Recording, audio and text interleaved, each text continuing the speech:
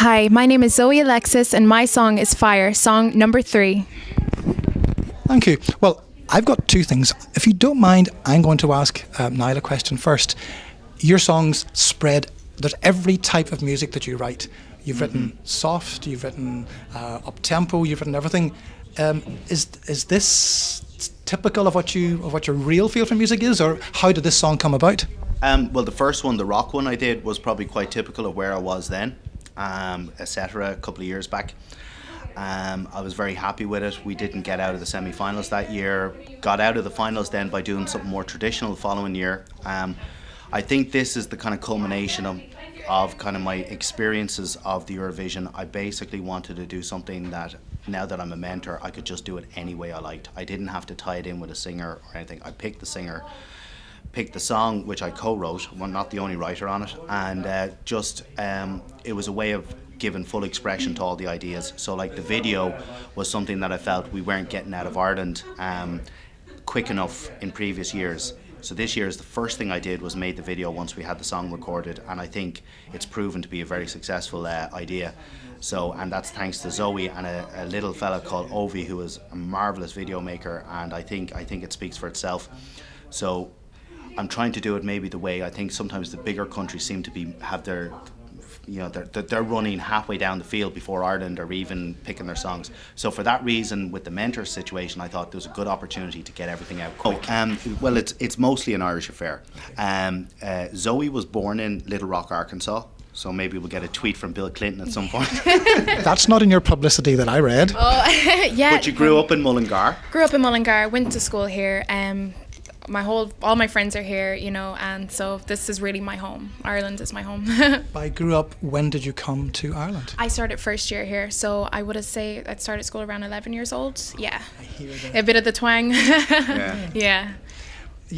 You've been performing, you've been dancing and singing since you were very young. You've gone around with school shows and things like that. Yeah. Can you tell me a little bit about what you've done up to now? Yeah, well, I started since I want to say about 4 years old. I was enrolled in a dance school and did ballet, tap and jazz. And then upon my arrival in Ireland, I did everything from my school talent shows to theatre, and also the audition for the Louis Walsh girl group, and also a former member of an Irish girl group, Underground. But just whatever opportunities came my way, just took them, just whatever I could do to help further my career, and here we are today. So How were you chosen? Maybe you can tell me what happened. Oh, yeah, well, actually through Facebook. Yeah, through Facebook, and got a mail from Niall saying if I'd be interested, if this would be something I would be interested in doing. And as soon as I got the mail, just straight away, wanted to do this. And About 30 seconds. literally not even. And just, very excited to even get to this point, and just very honored to, take part in this. Yeah. Has the experience over the last, is it weeks or months that this has been going on for? When did the whole process start? November. Yeah. The song was written ahead of time because I always knew I was going to enter a song this year. So when I was asked to be mentor, that actually confused me a little bit, because what I normally would do is just try to send a few songs out like the writers have done before. So then I was offered a chance to be a mentor. So now I had to find a singer and pick a singer to suit the song. But I also now decided I was going to take in every song that I heard and stack it up against my own, because if I heard a real winner, I said, there's no way, I'm a mentor, I'm going to take the other one. Between the discussions between a lot of singers who were all interested in Fire, and then eventually Zoe, I landed on Zoe because I thought she was the complete package. She had the pop star look about her, the voice was there, but also for a dance song, I think you should be able to dance, and I also think you should be able to kind of sell it as what it is, as opposed to trying to adopt the role of a dance. If it's not really your thing, you shouldn't really do it, whereas this is natural. This is a natural place for Zoe to be, because she's been doing it with other bands. So really it was a no-brainer at the end of the day. I think whatever happens, that your song will be played in the discos around Eurovision time, whether you are there or not, which hopefully you will be, Yeah. because it's that sort of real groove to it. Yeah. Can you explain a little bit about, what the song means to you, or when you're performing it?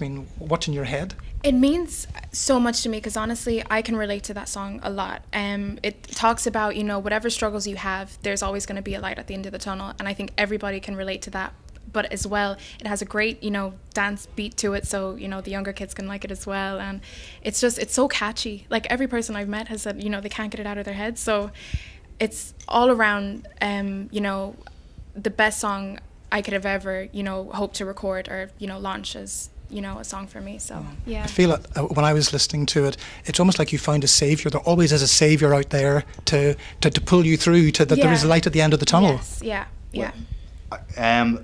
Well, it's interesting that you said that, because I don't usually like to describe all the levels of the song, but if I was to say that there is a kind of a spiritual aspect to it, not a religious aspect to it, but a spiritual aspect, it is there because for me the song was based around the idea of fairy tale of New York, ipso facto the word fairy tale, and about the idea that two people who maybe things are not like can still find love, but also sometimes maybe not everybody can find love in through another person, but maybe they can also find it in another sense, that there is something out there for everybody. And so it kind of was expressing kind of an idea that I picked up years ago from what I thought Fairy Tale of New York was really about.